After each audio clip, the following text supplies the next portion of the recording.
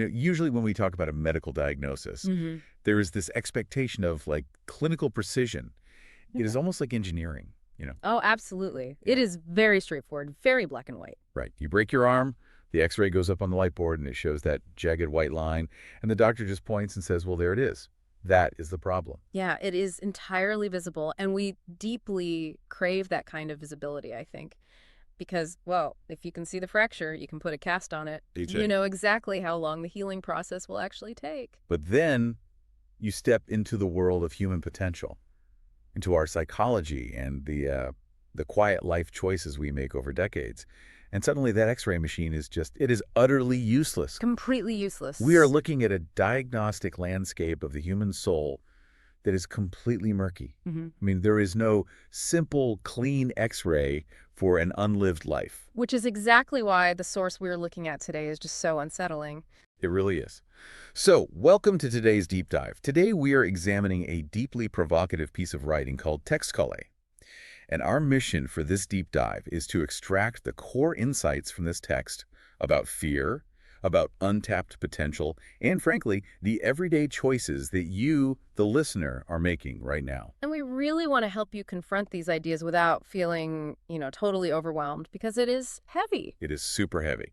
Okay, let's unpack this. The central premise of this source just hits you right between the eyes. It really does. It starts by demanding that you look yourself in the mirror, stop lying, and consider this terrifying idea.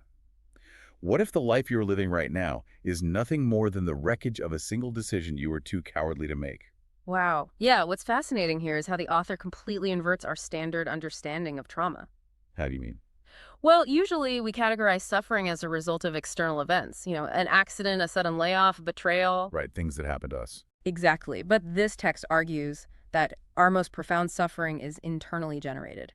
It is the result of the unlived life. Oh, wow. It is the alternate version of ourselves that we essentially smothered before it could even be born. And we did it all just to protect ourselves from a hypothetical fear. The imagery it uses for that is so intense.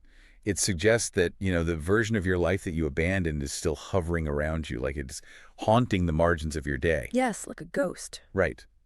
The text argues that the random void you feel in your chest, or that bone-deep exhaustion you carry around on a random Tuesday, it isn't just burnout from answering too many emails. No, not at all. That exhaustion is literally the muffled scream of your forgotten self, trapped behind the bars of maybe and not yet. Let's look at the mechanism behind why we build those bars, though.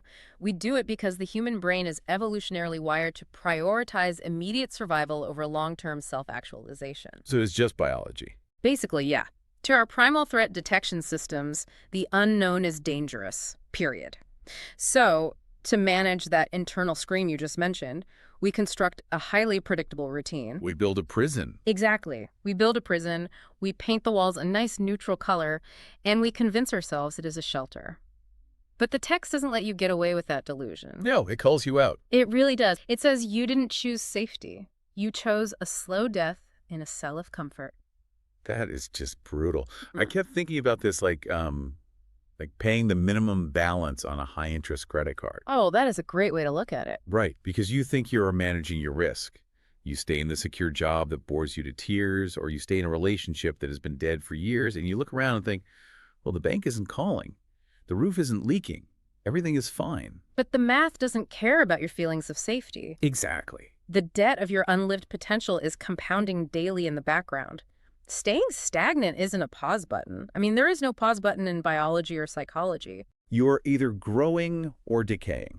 Right. You are moving in one direction or the other. So the debt is gathering interest, and eventually, that emotional bankruptcy is going to crush you. You think you're playing it safe, but you are actually accruing massive spiritual debt. Because we constantly mistake familiarity for safety. Just because you know the exact dimensions of your daily routine doesn't mean you aren't trapped in it. Yeah, familiarity is a trap. The text actually has this visceral description of reaching the end of your life and realizing you were, quote, driving someone else's car. Oh, man. You lived a life shaped entirely by the expectations of your parents, your boss, or your peer group, rather than a life carved out by your own choices. You just take the scraps that circumstances allow you to have, basically, Yeah. because you refuse to seize what you actually want. Exactly. But if staying still is actually making us go spiritually bankrupt, I mean, the obvious question is, why do we stay? Right, why do we do it? If the comfort zone is actually a high-interest debt trap, what on earth are we so afraid of that we're willing to pay that price? Well, we are running from the acute pain of failure. Which, I guess, brings us to how this text radically redefines failure compared to regret. And I have to admit, this is the part of the text where I felt a very strong urge to argue with the author. Oh, really? Why is that? Well, because it is really easy for a philosopher to just sit in a quiet room and write, you must embrace failure. Right, it sounds great on paper. Exactly. But in the real world, I mean, I'm not trying to be a Greek hero here. I just want to pay my mortgage and not look like a complete fool in front of my peers. Yeah, the real world stakes are high. They are. Failure isn't just a metaphor. It hurts. It is incredibly embarrassing. And it has tangible consequences like you can lose your savings, your reputation, your livelihood. It is a genuine risk. So it seems entirely rational to look at the storm outside and decide to just, stay in the house. Why shouldn't we hide behind those fragile walls of safety to minimize the damage? Well, the author actually doesn't deny that failure hurts. Okay, good. Yeah, the text explicitly acknowledges that failure stings, it bleeds, and it breaks bones. It doesn't sugarcoat the pain of falling flat on your face at all. Right. But if we connect this to the bigger picture, it demands we look at how the human brain processes these two different types of pain. Because the text calls failure a surface wound, right? Like a temporary storm. But it explicitly calls regret a slow-growing cancer of the soul. And neurologically, that is an incredibly accurate metaphor. Think about it. A failure is a discrete, acute event. You try to start a business, and it goes bankrupt. Which is agonizing in the moment. Terribly agonizing. But the brain can process an event that has a clear ending. It metabolizes the grief, it learns the lesson, and the wound forms a scar. It heals over. Exactly. The text calls those scars the geographical map of where you have been. They are undeniable proof that you are actually in the arena. Proof of life. So the sting of the mistake eventually fades. Right. But regret operates on a completely different psychological mechanism. Regret is an open loop. Oh, an open loop. What does that mean? When you don't try, you never get an outcome. And because you never get an outcome, your brain continuously invents a pristine, perfect, alternate reality. Oh, wow. You constantly compare your mundane present to this idealized, frictionless fantasy of what could have been. And that is why regret doesn't heal. It rots. That is so true. The source describes regret as this uninvited guest that just, stares at you during meals and whispers in your ear at night. It never leaves. It's the difference between a broken bone, which is a violent event that eventually sets and heals, and a chronic terminal disease that just quietly eats away at your healthy tissue. Exactly. You spend your entire life sprinting away from the possibility of a broken bone thinking you are finding safety. But you are actually running straight into the jaws of a chronic disease. Wow. To regret is to be a spectator at the funeral of your own potential. I understand the mechanism now. The closed loop of failure versus the agonizing open loop of regret. Yeah. But, knowing that doesn't make the prospect of failing any less intimidating. No, it doesn't. If pain is guaranteed either way, whether we choose the sharp sting of risk or the dull ache of hiding, how does a truly intelligent person navigate this? By entirely redefining what courage means. We are conditioned to view courage as an emotion, right? We picture the fearless warrior charging into battle, feeling absolutely no terror. Yeah, just totally fearless. But the text argues that courage is not a feeling. And it is certainly not a blind, reckless leap into the dark. Courage is actually the highest form of intelligence. Here's where it gets really interesting, at least for me, because it's a calculation run. It is the cold, rational realization that suffering is non-negotiable. Once you accept that pain is just the baseline of human existence, you reclaim your agency by choosing which agony you will endure. You have to be proactive about your suffering. Yes. The analogy that immediately jumped to my mind when reading this was physical health. Think about going to the gym. Okay, yeah. You can choose the sharp, jagged, acute pain of lifting heavy weights. You are literally causing micro tears in your muscle fibers. Right, it is active damage. Yeah, it hurts, you sweat, your central nervous system is totally taxed. But that specific type of pain triggers a biological adaptation. It builds strength. Exactly, it is productive pain. But then, on the flip side, you can choose the slow, dull, comfortable ache of bodily atrophy. Like you can just sit on the couch for 3 decades. Which is its own kind of pain, eventually. Exactly. Getting old is going to hurt either way. Your joints will ache, your back will give out. Yeah, both PABs involve undeniable physical pain. Right. But only one of those pains is actually transformative. Mm. The other just diminishes you over time. The source uses a very similar metaphor, actually, demanding that you choose your weapon. It says you either pick the sharp pain of failure, which it calls the fire that forges the sword, or you passively accept the slow, tasteless poison of regret. Poison. That is heavy. And the tragedy of the poison is that it doesn't kill you today. It just ensures you are never truly alive. It's a dull ache that settles into your marrow. The text actually issues this incredibly stark warning about this. It says, choosing to avoid the sharp pain of failure by drinking the poison of regret is a, quote, slow, silent suicide of the soul. Unbelievable phrasing. That line gave me absolute chills. It removes the illusion that doing nothing is a neutral act. Doing nothing is actively destroying yourself. You are forced to stop trying to avoid the hurt because the math of life says you can't. You simply have to choose a pain that transforms you instead of a pain that erases you. But, understanding this intellectually, just nodding along while we discuss it on this deep dive, that is the easy part. Oh, absolutely. The source recognizes that reading philosophy is a great way to feel productive without actually doing anything. So it pivots aggressively.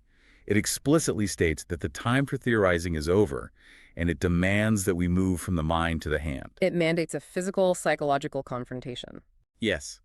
It asks you to stop the noise, stop the rationalizations, and go find a physical piece of paper and a pen. And it demands that you write down these exact words. The one thing I will regret if I die tomorrow. And you have to be specific. Exactly. It says not to hide behind vague metaphors. Is it a business you want to start? A confession you need to make to a family member? An apology you have been withholding out of pride? Or maybe leaving a situation that is draining the life out of you. Right. You have to write the specific truth down, stare at it until it burns into your retina, and then ask yourself the most haunting question, why am I not doing it today? And the crucial rule of this exercise is that it explicitly forbids you from using the word someday as an answer. Which is so hard. I was pondering the mechanics of this exercise. Why the physical act of writing, the text literally calls this exercise holding your own tombstone in your hands. That is a terrifying image. But why is writing it down so much more terrifying than just thinking about it while I'm stuck in traffic on my morning commute? Because keeping it in your head allows it to remain a fantasy. And fantasies don't require action. When it is just a thought, it floats around in the default mode network of your brain. It's completely abstract. So it's safe. Exactly. But the physical act of writing engages your executive functioning. It forces the thought out of the realm of imagination and into physical reality. Ink on paper destroys our favorite, most heavily fortified psychological defense mechanism, Which is? the illusion of someday. Which is funny because my personal graveyard of someday has a lot of unused gym memberships, half-written outlines for novels, and language learning apps I haven't opened since 2019. It is easy to joke about. We do joke about it, but we only joke about it because the alternative is devastating. And that is true. The author delivers what is arguably the heaviest line in the entire piece here. They write, "Someday is the most crowded cemetery in the world. It is a graveyard filled to the brim with the courage of people who waited for a right time that never actually arrived. Someday is a lie wrapped in comfort. It is the psychological waiting room where greatness goes to rot and dreams are buried alive by the people who dreamed them." So the ink on that paper becomes the only honest thing in your life. Exactly. By forcing you to make it tangible, the text makes you acutely aware of temporal scarcity. The clock isn't just ticking in the background, it is actively counting down your finite cognitive and physical resources. Time is running out. If you look at that paper and you still choose not to start today, you have made a definitive decision. You've decided that your comfort is worth more than your life. So what does this all mean? This confrontation with the clock and the realization that someday is a myth, it leads directly into the text's final visceral climax. When we boil away all the elegant philosophy and the psychological metaphors, we are left staring down into a literal hole in the earth. The physical grave. Yeah. The source paints an uncompromising picture of the grave. It is the ultimate stripping away of context. Everything else falls away. It says the grave is narrow, it is profoundly lonely, and it is only built big enough for one single body. There is absolutely no room down there for your excuses. You cannot pack your justifications into the casket with you. No luggage allowed. None. There was no space for, I wasn't ready, or the economy was bad, or I was worried about what my neighbors would think. Because the finality of the grave is the only thing powerful enough to shatter the daily trance we live in. And the reflection it demands from you right at the edge of that hole is shocking. It accuses you. It says that if you die without trying, if you go to that grave having chosen the cell of comfort over the arena of failure, you aren't just dying alone. You are committing a mass murder. Yes. That framing forces a complete paradigm shift. You are burying the hero who never stood up when it counted. You are burying the masterpiece you never painted because you were afraid of criticism. You are burying the fierce, unspoken love you never shared because you feared rejection. Exactly. You strangled your own courage to death in the name of safety, and now you are burying all of those brilliant potential realities in a cheap wooden box meant for one. This raises an important question, though, and the author asks it in a way that lingers long after you finish reading. What are you actually hearing right now? What do you mean? Well, we all have this ambient noise in our lives, right? The days, weeks, and years quietly slipping by while we run errands and scroll through our phones. The text warns that the ticking clock you hear in the background of your life is actually the sound of dirt hitting the casket of your potential. Oh my goodness. You are being buried alive, minute by minute, by your own hesitation. It literally asks, how dare you? Yes, how dare you waste the breath that others are fighting for in hospital beds right now? It transforms the pursuit of your potential from a self-help suggestion into a profound moral mandate. So, practically speaking, what does this look like on a random Tuesday morning for you listening? Let's say you have done the exercise. You wrote it down. You stared into the metaphorical grave. Right. You're looking into the hole. How do you actually walk away from the hole and change your life without just being overwhelmed by the gravity of it all? Well, the key is realizing that you don't have to leap out of the grave all at once. The text tells us that we are the ones holding the shovel. Okay. That means taking action is about micro-courage. It doesn't mean you have to impulsively quit your job today and move to the wood. Right. No grand gestures required. Exactly. It means you send the uncomfortable email you have been drafting for a week. It means you sit down at the kitchen table and finally tell your partner the truth about how you were feeling. Just small steps. It means you spend 30 minutes working on the project you claim you want to do instead of watching television. You use the shovel to dig a path out of your self-made hell, one scoop at a time. And if you don't? The alternative is using that same daily energy to finish digging your own grave. It really is a relentless binary choice in the end. As much as human psychology is murky, the final action comes down to a simple movement of the shovel. So let's take a breath and retrace the path this text just dragged us down. We covered a lot of ground. We did. We started by looking at the deep illusion of safety, realizing that our brain's desire for the comfort zone is actually trapping us in a prison cell, where we accumulate the compounding debt of our own cowardice. We then pulled apart the critical difference between the two types of pain.